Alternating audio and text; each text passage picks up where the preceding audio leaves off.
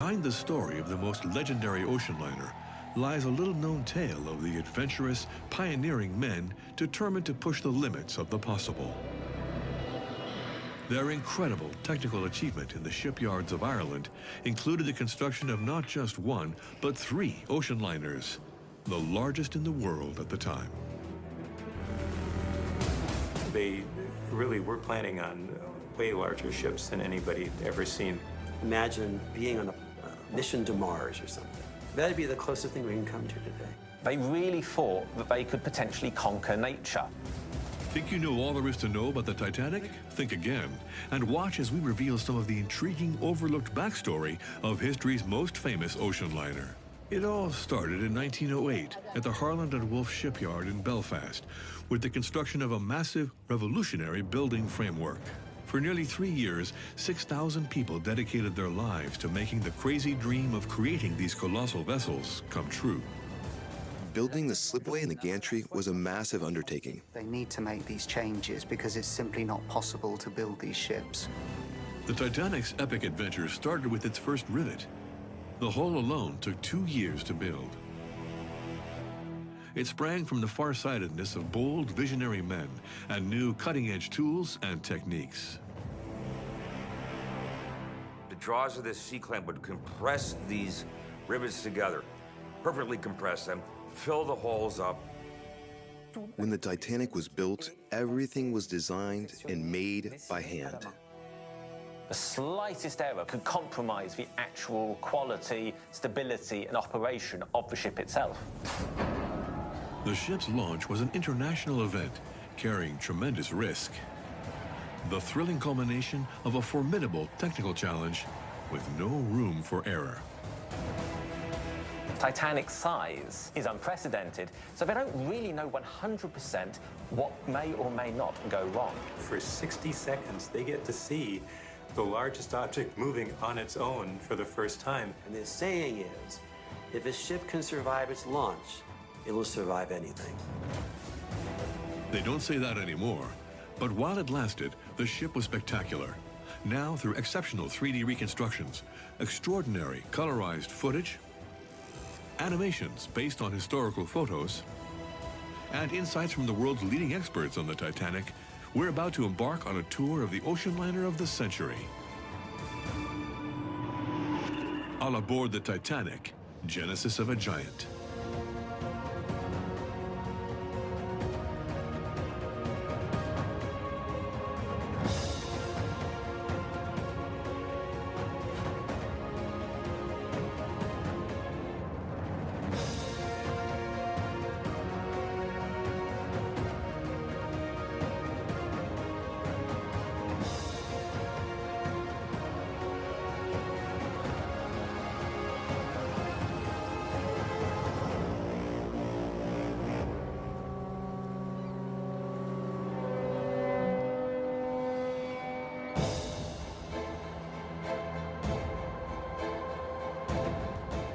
Belfast, Northern Ireland.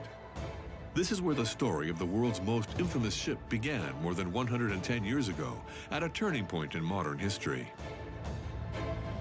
In the early 20th century, the world was fascinated by the idea of the American dream. Thousands of people dreamed of trying their luck in the new world full of promise. The only way to reach America was by one of the most dangerous routes known to man, the North Atlantic Ocean. It's hard for us to imagine this, but outer space was unthinkable in those days. So really, the outer space of that time was the Atlantic Ocean. The Atlantic Ocean is seen as the end of the world, like there's nothing beyond it. But as immigrants, there's freedom, there's choices. To get across the Atlantic, you couldn't get in a jet plane. They didn't exist yet. To get across the ocean was the ocean liners. In this context, with such high demand, the European and American shipbuilding industries were growing quickly. Maritime companies competed with one another to offer the largest, fastest ocean liners on the market. There was a race for whatever country could create the fastest ship. But at some point, technology just kind of eclipsed the progress of the public utilities. They really thought that they could potentially conquer nature. Bigger is better. The more people you could fit on a ship, the greater the profit, and so the ambition was virtually unending for size, scale, and speed. Two British companies dominated the market, White Star and Cunard. These two competitors were locked in a fierce battle to beat records and attract as many passengers as possible, wealthy and immigrants alike. In 1907, Cunard introduced two monsters of the ocean, liners whose size, weight, speed, and capacity were unprecedented, the Lusitania and the Mauretania. With these two giants of the sea, the crossing from Southampton to New York took less than 6 days, a new record. This astounding human and technological exploit was a bombshell for their competitor, the White Star Line. Management knew they couldn't beat Cunard's advertised speed of 27 knots, the equivalent of 50 kilometers per hour. White Star are worried. Lusitania is the fastest ship in the world. It has revolutionary turbine technology. White Star don't think they can compete, so they don't look to speed. Instead, they turn to size, luxury, and safety. They're going to give you luxury and stability and a lovely calm ship, and they're going to make them the biggest in the world so that you'll feel that you're special when you're traveling on them. That is why they look to building the Olympic-class ship. Olympic-class ships. This dizzying, unprecedented project involved the construction of 3 ocean liners 30 meters longer than the Lusitania or the Mauretania, at 270 meters long, 28 meters wide, and 53 meters tall from the keel to the tops of the funnels. All this with a total capacity of 3,500 passengers and crew members, weighing more than 52,000 tons, the equivalent of 180 Airbus A380 planes. These 3 ships would be the longest, heaviest, and largest ever built. They really were planning on way larger ships than anybody had ever seen. They really were exceptional ocean liners. This is an absolutely monster project in every regard.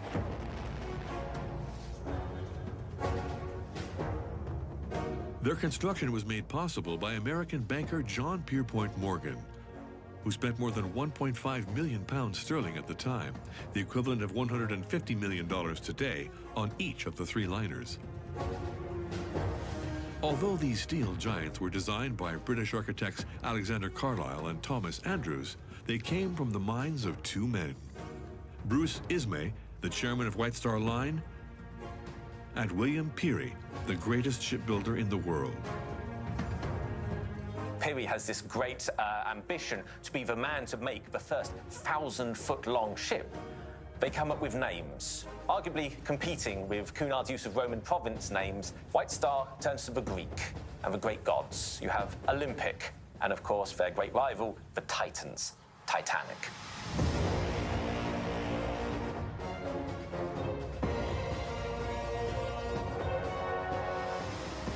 The first 2 Olympic-class ships were built at the same time, with work on the 3rd beginning once the first was put into service. Their ultimate goal was to have enough ships in service in order to offer weekly transatlantic crossings. That was the ideal. So you wanted ships going both directions simultaneously for consistency in passenger trade. Once every week, you could take one of these great liners. It would be in New York once every week. They would just rotate them out. The construction of these gigantic ocean liners was entrusted to the leading experts of the time, the Harvard and Wolff Shipyard in Belfast, Northern Ireland. For 50 years, these shipbuilding pros had used their imagination to push the limits of technology and make people's wildest dreams come true by building floating palaces that grew more extreme in size each year. If you didn't work in Harland and Wolff, your nearest relatives did. Everybody knew someone who worked in Harland and Wolff. It is like its own city. It's like GM in Detroit. Most of the people that live in Detroit work for car manufacturers. Well, most of the people in Belfast work for Harland and Wolff. That's a lot of people.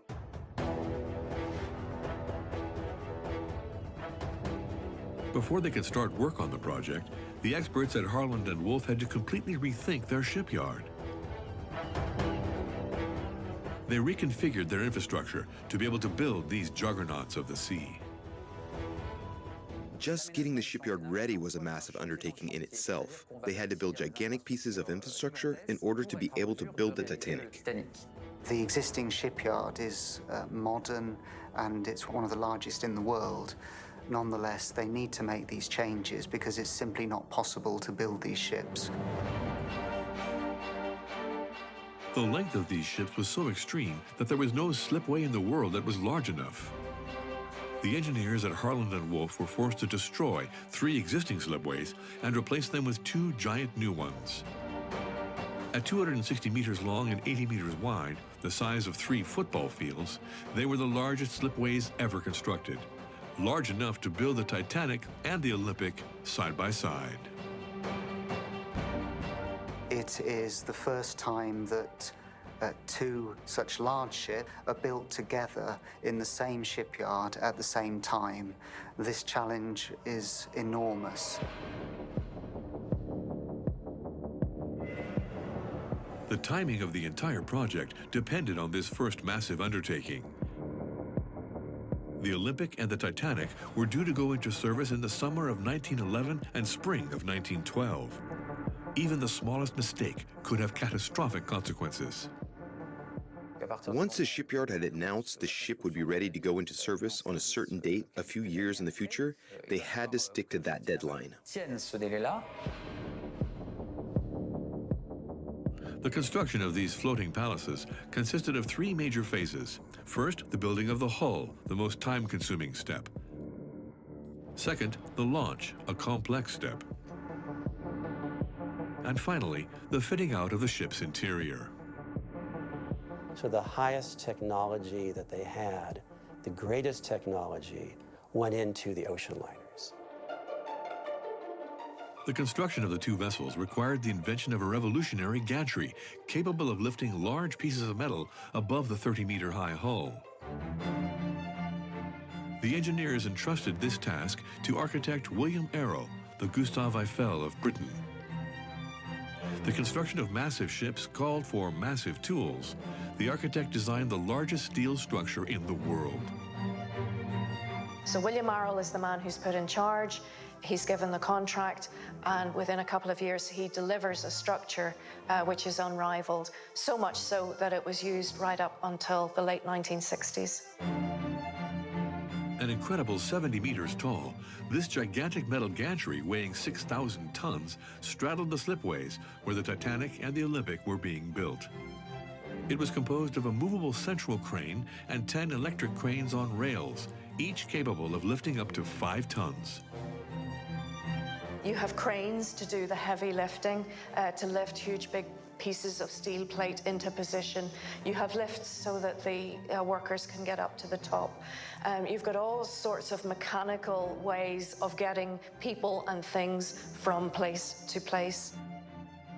The Arrow gantry was like a small city in itself. There were hundreds of people working there every day. Like a domino effect.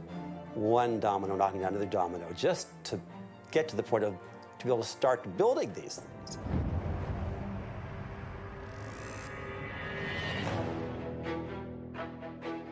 March 22nd, 1909.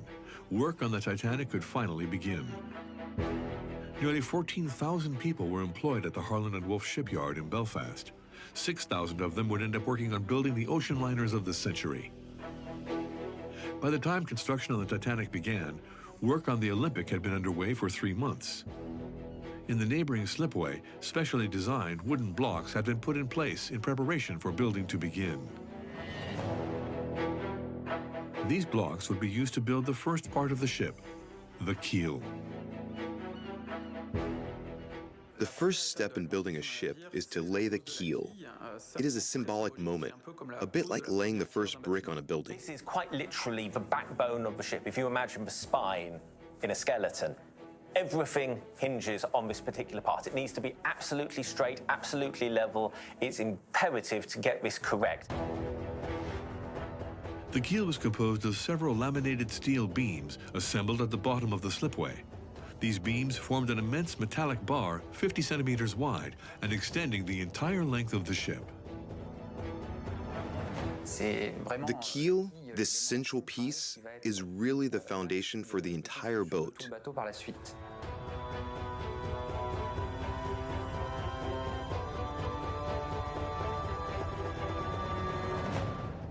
2 months later, a new phase began, one that would determine the solidity and the safety of the ship, the construction of the double bottom. This double layer of metal boxes was a formidable shield against a ship's greatest enemy, flooding. A few decades earlier, they had realized the key to keeping ships afloat. In the case of a hole in the hull, there had to be a way to keep water from getting into the rest of the ship, or it would sink. If anything happened, if you hit a rock, you could simply be towed off of it, you wouldn't sink, you go back to the shipyard, they repair the bottom, you'd be fine.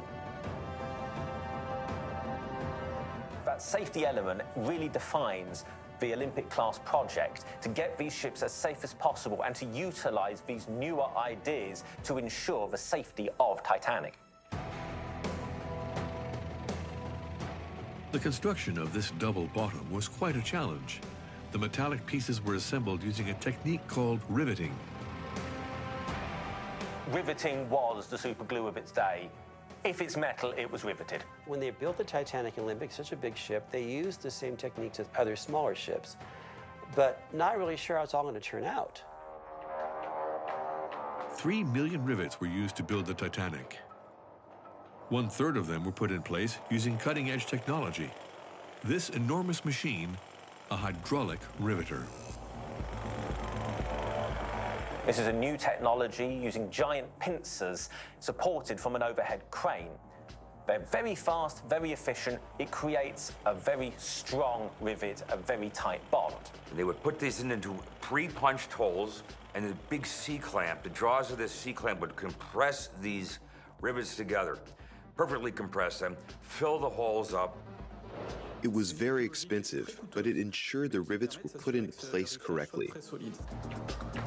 July 1909.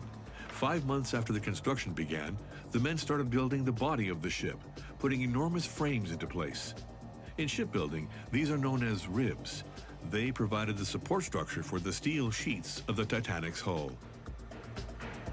Frames, also known as ribs, literally like the ribs in a skeleton. They perform the same process. They create the shape of the hull, but also it is, of course, the main structural element, which, of course, everything else links into.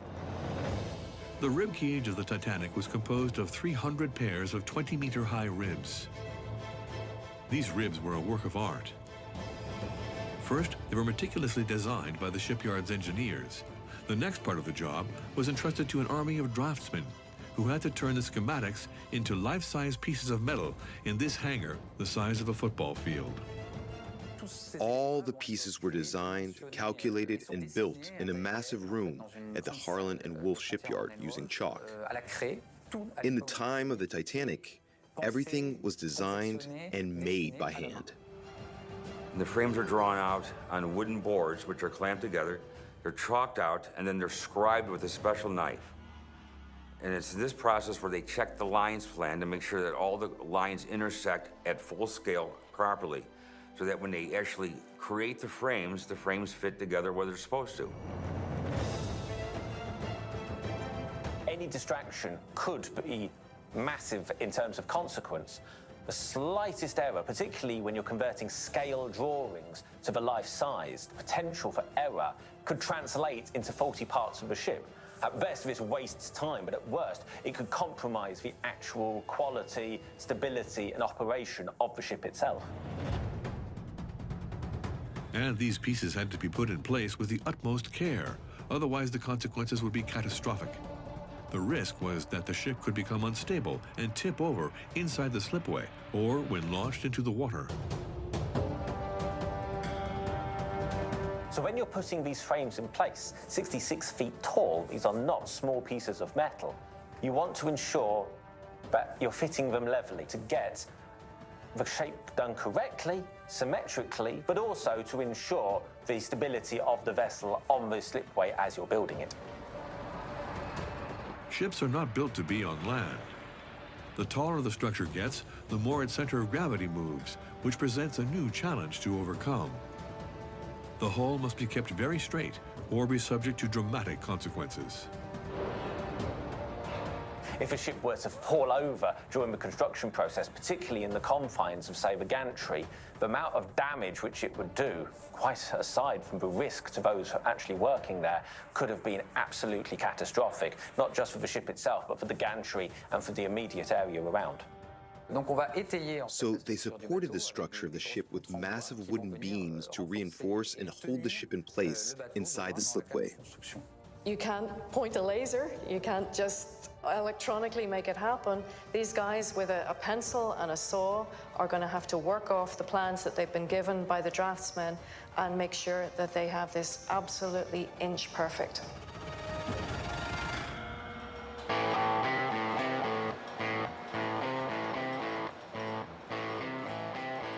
At the same time, the workers put the interior frame of the vessel into place.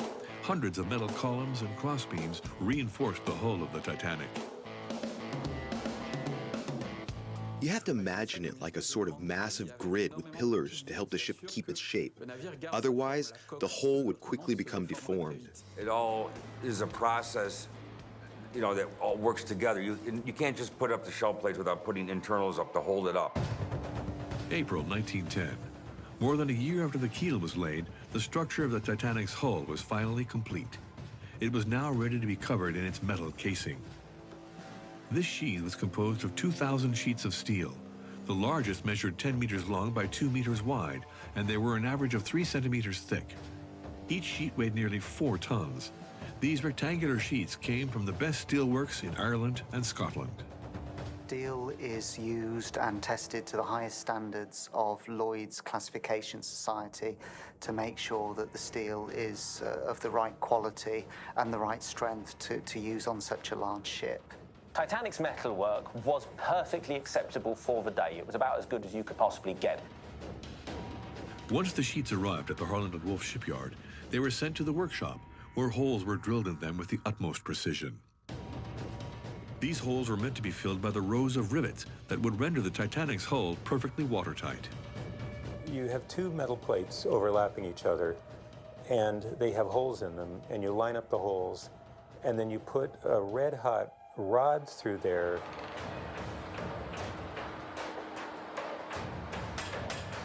Two million wrought iron rivets were set up using the traditional method of manual riveting. This meticulous work was done by teams of hand-picked professionals whose reputation and expertise were recognized around the world, the riveters.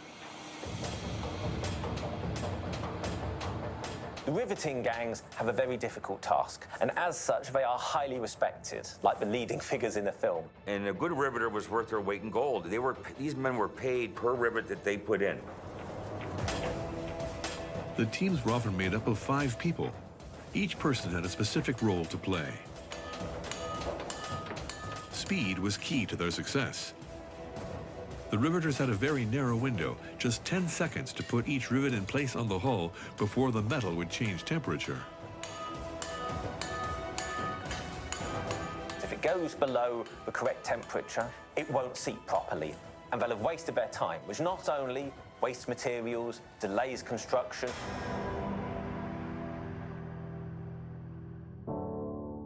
Two years after the keel was laid, the Titanic's hull was finally complete. The upper bridges were finished. The internal structure was fully assembled. It was perfectly watertight. It was an incredible feat. There was no man-made structure like it in the world. There was a young boy, John Parkinson, whose father worked on Titanic, and as a Sunday treat, he was taken down to see the new ship Titanic. And as he stood there, he looked in both directions and he could not see an end to the ship. It was just so massive, it blotted out the sky. And he asked his father, how can such a big ship stand up in the water? His father replied, son, that big ship will always stand up in the water. You claim that you can fix this radio set so it'll tune in programs that were broadcast 20 years ago? May 31st, 1911. The Titanic's hull was about to enter the water for the first time. The cream of Belfast society and its leading personalities were invited to celebrate the event. International media outlets were on the scene to immortalize the launch of the largest ocean liner in the world. Launch day. This is a major day for Belfast. This is like a space shuttle launch. People around the world are interested. About 100,000 people are lining the banks to watch as Titanic comes off the slipway. They've paid a shilling to do so. It was the result of many months of work. It was a bit like the official baptism of the boat. The launch was a moment of great tension for the designers of the ship. The Titanic was an immense shell weighing 24,000 tons.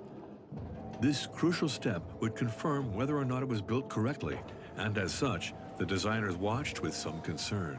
Launching something that's heavier than anything you've ever launched before, and certainly bigger than anything that's ever been launched, will it end up upright? Is it going to be a triumph? Is it going to demonstrate just how successful the future prospects of this ship are going to be? Or is it going to be an embarrassment? Reputations are on the line here. In order to prevent such a catastrophe, the operation was planned down to the last detail. First, the workers would remove the wooden block supporting the Titanic's hull, a delicate operation. They had to remove the elements holding the boat in place at the last moment, and in exactly the right order, so the ship would remain stable until the last possible moment. A poor man got his legs trapped underneath a couple of days before launch when they were knocking away the staging, and that he died from the injuries. Some people say she wasn't launched in champagne, she was launched in the blood of that man, James Dobbin. Before it was even launched, the Titanic already had blood on its hands. A total of 17 workers died during the construction of the biggest ocean liners of the century, 8 of them on the Titanic alone.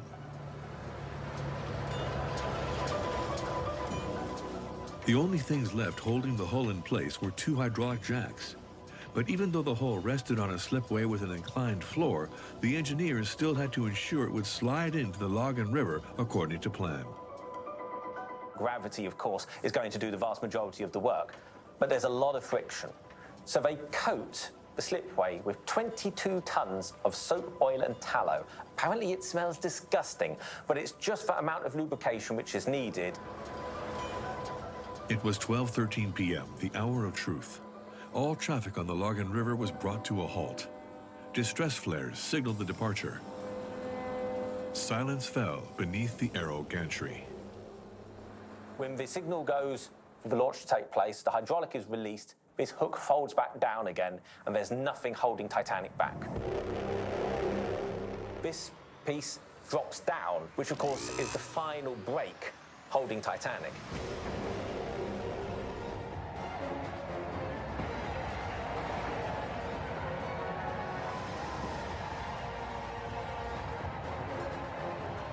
And then the weight of the ship just pushes it down to the water. Really, the launch was, you'd hold your breath. To come from a city like Belfast on the edge of Europe, you have the biggest man-made object ever moved, sliding down that slipway. That is an amazing thing to get your head around.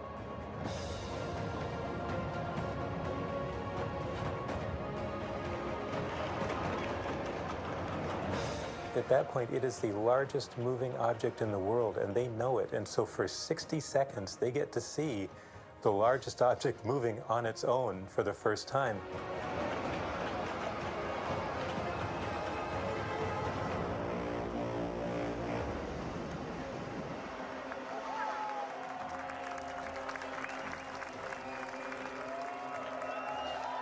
The launch went exactly according to plan, as hundreds of people looked on in fascination.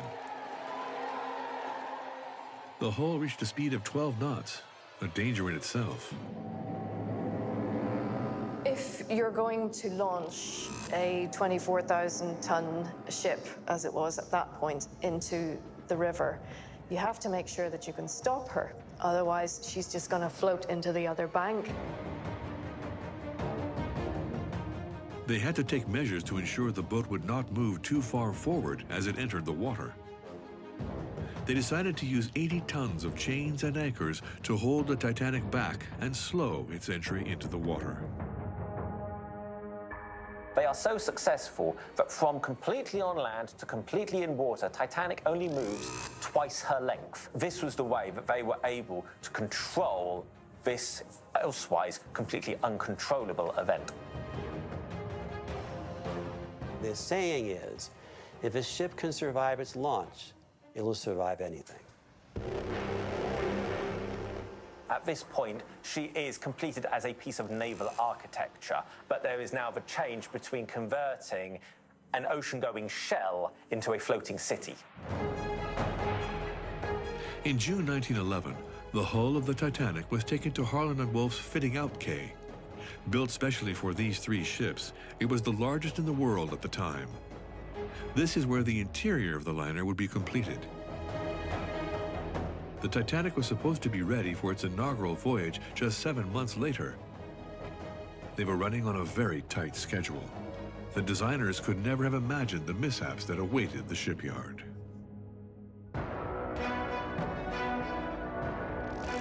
It all began with the integration of the heaviest parts, the beating heart of the ship, without which this giant of the ocean would remain immobile, the propelling machinery. The avant-garde technology of these engines far outweighed their competition.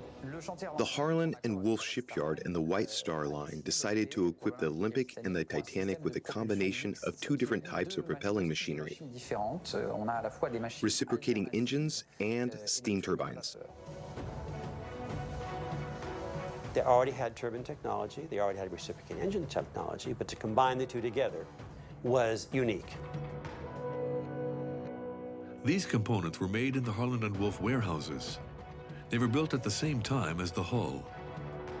They were shining examples of technology and human ingenuity. The engines of Titanic were the largest built at the time, 4 stories tall, triple expansion, 4 cylinders. The engines in particular are like a model kit. They're built on land, tested thoroughly to make sure that they work, and then they're subdivided into all the major components.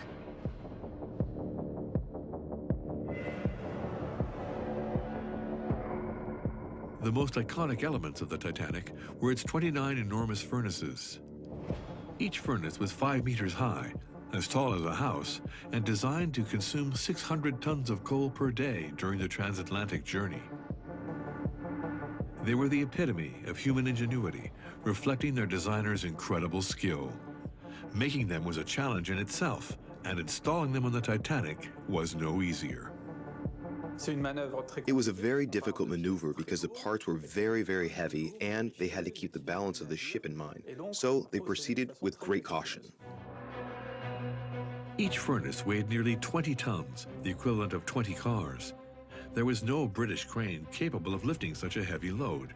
That is why the shipyards called on a German company that had perfected a machine unlike any other, the Titan crane. Capable of lifting more than 150 tons across ranges of several meters, this massive metal structure cost the modest sum of 30,000 pounds sterling at the time, the equivalent of 3 million euros in today's money. The crane is a massive affair. It's got its own power source in order to operate the winches, the jib, or the various gear, and similarly to be able to counterweight the weight of what it's carrying.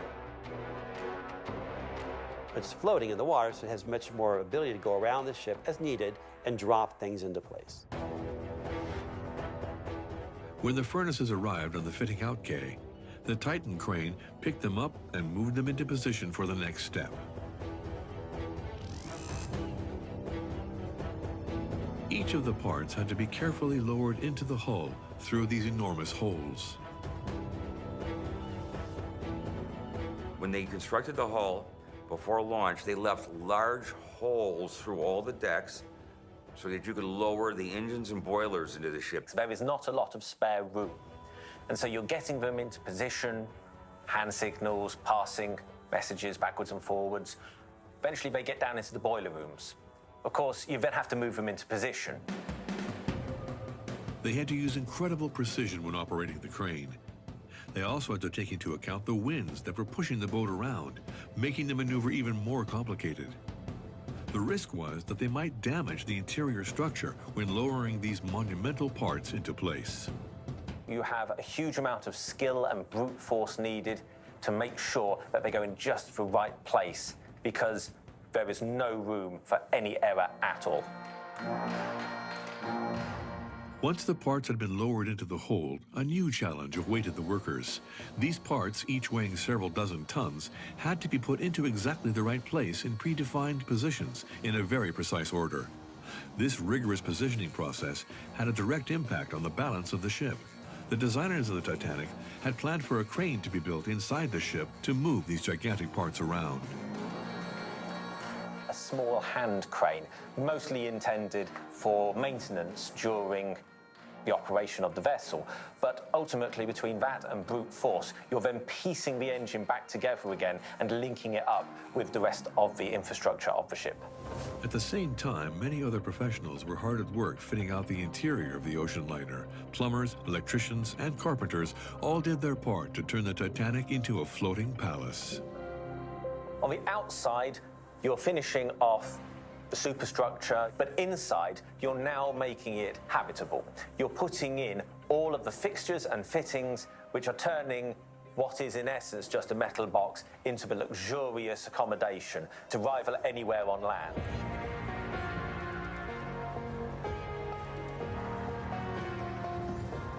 Nearly 2.5 years after construction had begun in the Titanic, it was finally time for the moment everyone had been waiting for: the installation of the funnels.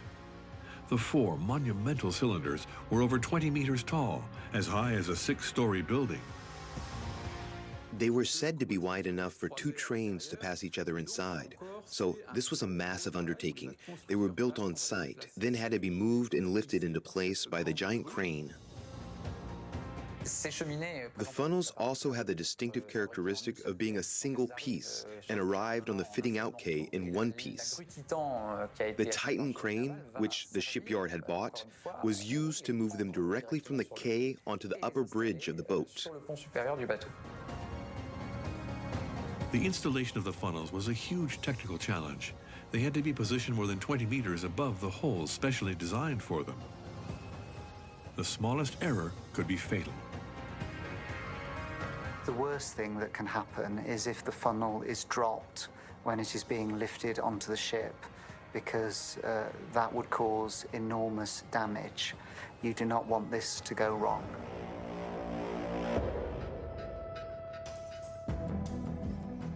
The Olympic-class ocean liners had one very interesting distinguishing characteristic. Technically, only 3 funnels were needed to vent the smoke from the engine's furnaces. But it was out of the question for White Star's ships to have fewer funnels than the ships built by their rival, Cunard. So the designers added a 4th funnel and came up with an innovative use for it.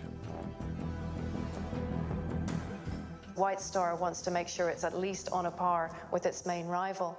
The 4th funnel, some people refer to it as a dummy funnel, but it did actually have a use. It was for ventilation, also to go down to the kitchens to let the kitchen smells away. So it's not doing nothing. It does have a very distinct purpose.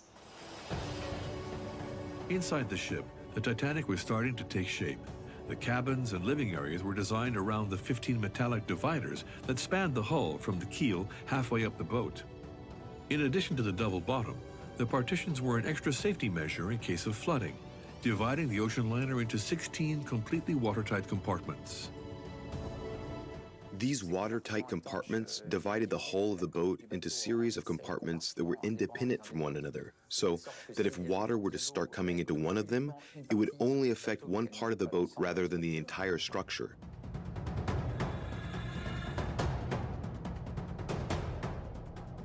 Until the Titanic, ocean liners were able to stay afloat with 1 or 2 compartments flooded. The designers of the Olympic-class liners pushed the limits to the extreme by building ships that would be even sturdier in the case of a disaster. What are the odds of 3 compartments being damaged? Well, not 2 million to 1. It might be 10 million to 1. The odds go up exponentially the more compartments you add. The Titanic was designed to float with 4 contiguous compartments damaged. Being designed to cope with such a level of flooding without risking the ship was a remarkable achievement. It's part of the reason why Titanic was known as a lifeboat in her own right. This was pushing maritime safety as far as it had ever gone before at this time. That's not to discourage people on modern cruise ships. Modern cruise ships cannot float with 4 compartments flooded. Titanic could have.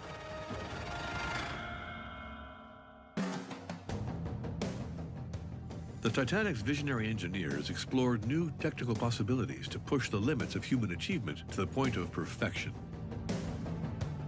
These dividing walls were obstacles for travelers who wanted to move between compartments on the ship. To solve this problem, they developed watertight doors that used futuristic technology. These are vertically operating watertight doors with a triple system. They can be operated manually. They can drop straight down if necessary. They're also electrically operated, so they can be closed by remote control from the bridge. But they also had a flotation device so that if water hit them, they would close. And that way, if the power went out, they would still close in an emergency. These doors, the pinnacle of naval construction, could also turn out to be an Achilles heel. As a result, their design was the focus of much attention. They had to be perfectly watertight in order for the compartments to fulfill their intended function. If the watertight doors do not close properly, then the watertight bulkheads are effectively useless because the water can simply flood into other areas of the ship. The efficiency of these watertight doors and dividing walls would be put to the test on September 20th, 1911, a key date in the construction of the Titanic. The Olympic, which had been in service for 3 months, was beginning its 5th transatlantic crossing from Southampton to New York. On its way out of Southampton in southern England, it came across a Royal Navy ship, the Hawke. Unfortunately, Edward Smith, the captain of the Olympic at the time and future captain of the Titanic, didn't leave the Hawke enough room, and the warship collided with the liner. The Hawke was a cruiser designed for ramming other ships in combat, so it did a substantial amount of damage. The propeller shaft was damaged, and the Olympic had to turn back. The collision severely damaged the hull of the ocean liner, tearing a 12-meter hole beneath the waterline. Water rushed into 2 compartments, which were cut off from the rest of the ship when the watertight doors closed in time. Fortunately, there were no passengers in this part of the ship.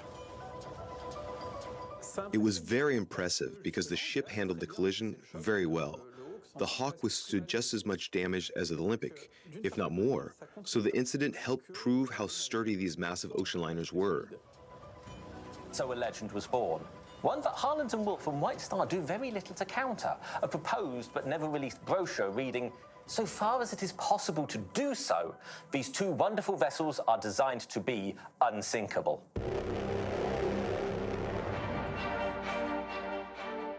While the proof of the Olympic sturdiness may have been an argument in favor of the White Star Line, this accident only created more work for Harland and Wolff. The ship was taken to Belfast to be repaired in the enormous dry dock known as the Thompson Dock. It was specially designed for these unsinkable boats and was unlike any other dry dock in the world. The dry dock is an amazing piece of engineering. It looks like a big Titanic-shaped hole in the ground, but it is so much more than that. It was the only dry dock in the world that could handle ships the size of Olympic and Titanic. It was the only place. The dock was filled with water to bring the ship inside. Once the boat was in place, the enormous ship door was closed, and massive pumps emptied out the 23 million liters of water in a record time of just 1 hour and 40 minutes. Simultaneously, enormous wooden struts were put in place at precise locations to keep the 52,000-ton ship upright. And we look at it today and say, that's crazy, but, well, that's why they did it. You had to put them in the right spot because many of them, because otherwise, because one, it would punch through the hull, the ship would still keel over.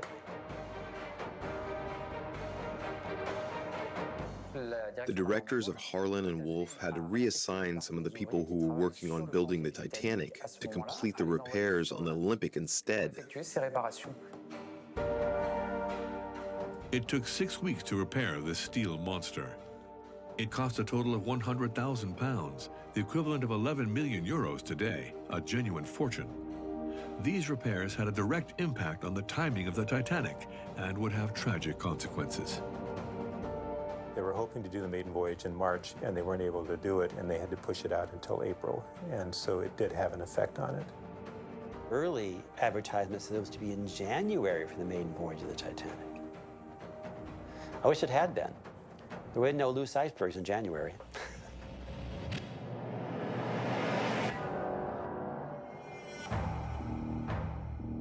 January 1912. The Titanic was nearly finished. In 3 months, it was supposed to be in New York. It was now its turn to be moved into the Thompson dock for the final touches. As well as that, you're going to paint the ship and you're going to give it its final bits of plumbings and electrics. So Titanic is in the Thompson dock for about 6 weeks. And now all the finishing touches are made. This includes the installation of the 3 enormous propellers. The 2 molded steel side shafts weighed 38 tons each. The blades of the propellers were carefully bolted to the boss. The central shaft of the turbine was completely different and very modern. This work of art was a single piece made of a manganese bronze alloy. Installing these shafts was the last challenge facing the builders. Putting the propellers in place was just as delicate as anything else, if not more so, because there's very little space and you now have a complete ship, which you don't want to damage.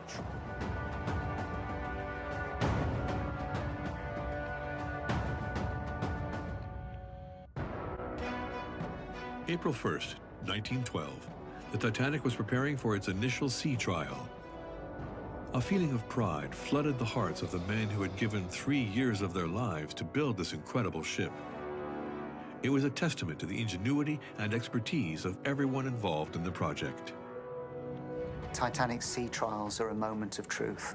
They need to demonstrate that the ship is fit and seaworthy in all important respects. On April 1st, the Titanic was supposed to start its trial, but unfortunately, the winds were too high to test the ship properly, so the trials were pushed back by a day. Just one more delay that would seal the Titanic's destiny as one in a long line of ill-fated ships.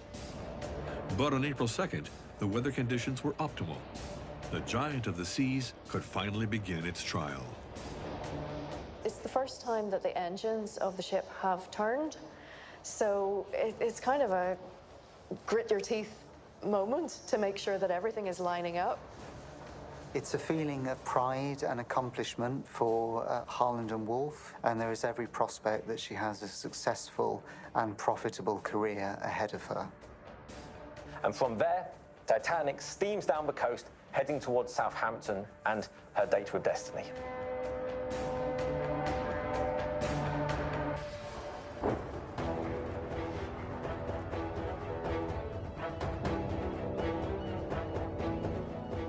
The day after the trials, on April 3rd, 1912, the Titanic reached Southampton in southern England.